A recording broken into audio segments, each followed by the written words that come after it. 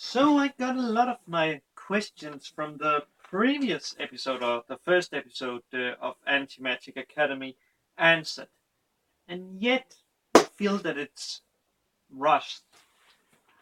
I, of course, have not seen the source material or read it, so to speak, because it's most likely a novel it's based on, but still, I feel it's rushed at some point.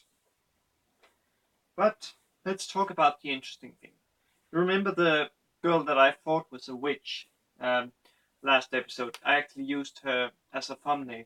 She is not a witch, or at least I don't think so. No, she is not a witch. She is what they call a relic eater, who is, as I understand, basically some entity that grants magic powers to people. I'm not sure if that is like bad magic power or accepted magic power from the Inquisition, because I'm starting to think that the Inquisition may not be as good as we think they are when they have like stuff like Lapis, which is this girl's name. Or I'm not sure if we will see her like a girl, or like a person, or if we will only see her like floating around when our main character uses the armor, which is his relic eater. We also find out that um, you remember the girl that stole, stuff last week, and I was wondering who was. Her name is Nikido Mari, and she is the daughter of the great witch. I don't know if she is a witch herself, or if she is like she cannot get into places because they know who she is a daughter of, and therefore discriminate against her. I'm not sure if that's a deal because it wasn't explained. So yeah, and we are also introduced to what I think will be like our main enemy in this series, a guy who is a little like Kirei from Fate, except he's not a priest. He is a necromancer slash alchemist, and from what I understand on one of his line when he says, "What a beautiful sign! This never would have existed when I was alive." So it sounds like he is undead, also. That could be, but he doesn't seem like undead. So I wonder if that's just the sub group, Crunchyroll. I've not looked at the fan sub, so I cannot say that if that is incorrect. So yeah, but still, that line. And his name is Haunted, which is considering that he is a necromancer and possibly undead. Maybe he's a ghost. He could be a ghost, yes, could be a ghost. That would make sense with him not being alive and yet looking like a human, or, unless we, of course, goes from the Japanese where you don't have feet, because he has feet. And why do I say he most likely is the enemy? Because he summons Einhard, which, now that I think about it, I think that's actually something from the North mythology, because he mentioned that he is part of Valhalla, or at least that's what I understand. And I wonder, what is Valhalla? Or I know that in what it is in North mythology, but I don't know what it is here. Could it be like a place for witches or magic users? And is I know necromancy is considered magic, but is alchemy magic in this universe? And yes, we actually get to see him using his necromancy when he raises a ghoul. But back to this Einhard, which is an ancient hero. And when I found out who it was, I was like, please, no, stop, stop, stop. Because the Ironheart is King Arthur Pendragon with his sword Excalibur, or it's actually a railgun, so to speak. And we see how powerful he is, this King Arthur Pendragon, because our female main character, Otari, she cannot defeat him. We even see her using something she really don't want, which, from what I presume, is her relic hunter. Or relic eater, sorry. Which is two guns called Blood. And considering that some of her spells is called Tepes, I'm pretty sure we're talking about Vlad Tepes or Dracula. So yeah, that's another reference. And also the fact that because she doesn't have formed a contract with him, she she needs to use powerful spells from him, she needs to give him this weapon some of her blood, which is extracted through her fingers. So yeah, that is pretty much confirming that this blood gun is like Dracula. And I wonder, why does she have that? Is that a relic eater? And also, from what I can understand, it belongs to her father, the principal, which, let me see, no, I don't have his name, because it hasn't been mentioned.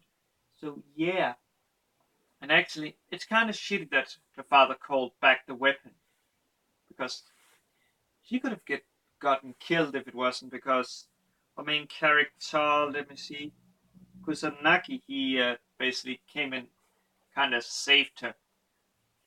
And this also explains the scene in the first episode where we see Kusanagi basically laying and about to die, because he has basically like fought this King Arthur and he has lost. He has basically taken I think they was called a Hell Mave magic directly.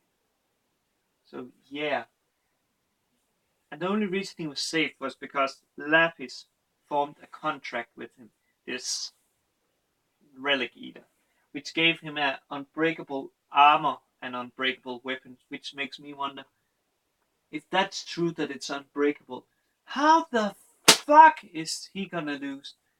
Where is the challenge? Where is it? Are we just gonna be like, okay, there's coming someone, oh, don't worry, we just send Kusanagi and then we are done with it? Because that pisses me off. That pisses me off if it's that way. Because then this series is basically like, fuck this shit, I'm not gonna fucking bother with watching a overpowered character. And yes, I know that the main character in One Punch Man, Saitama, is overpowered, but it's not the same way. Because this seems like it tried to be serious, but it seems like it also tries to rip off a bit of Fate. So yeah, and those of you who knows me, I like Fate. I like Fate a lot. I've not seen Unlimited Blade Works, or the TV series. I've seen the movie, but not the TV series. I already knew what would happen to Ilya, and she is my favorite girl, besides Kuro, but she only exists in the Fate Ilya universe, so yeah. But besides this, what will happen now? What will happen? Also, this Knights of Spriggan, what are their deal? What will they have of impact in this? And yeah, I'm interested to see if we maybe also learns the past of the other girls. The Usaki girl, and let me see here. If you give me a moment, let me see here. Ikaraku. She's called the engineer slash tech girl, because we found out that that is one thing I almost forgot.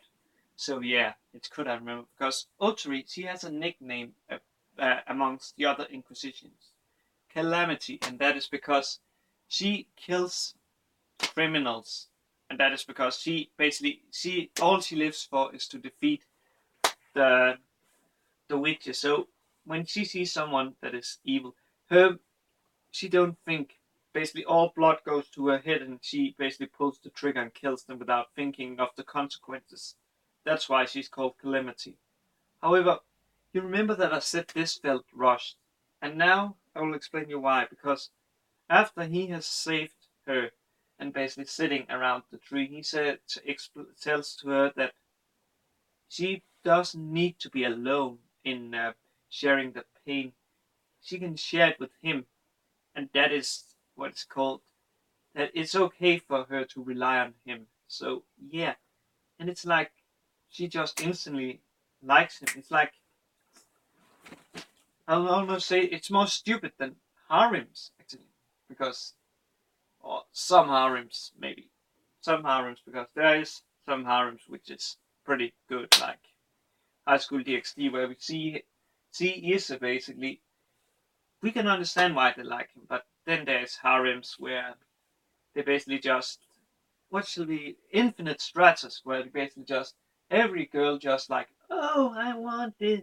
The main character, I cannot recall his name, and he doesn't even do anything. He is like this paper here.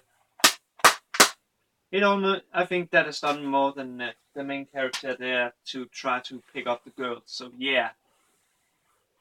So yep, and that is why I feel it's rushed, because why does she suddenly trust him? Why does she suddenly trust him? I need some explanation. Is there more in the light novel, which I presume it's based off? Because this rushed, I really don't like it. I don't like it's feeling this rushed. And when I feel that something feels rushed, you know it's bad, because I can overlook stuff that feels rushed. Unless we're talking pupa. But then again, everyone knows that story. Everyone knows pupa, or at least those that have seen it knows how bad the anime is. Oh, oh well, the Oni-chan episode is good. But before I go off topic, I think I gotta end this review and wish you all a good day, good night, wherever you are, and I will see you later with Diabolical Lovers. Cheers, guys.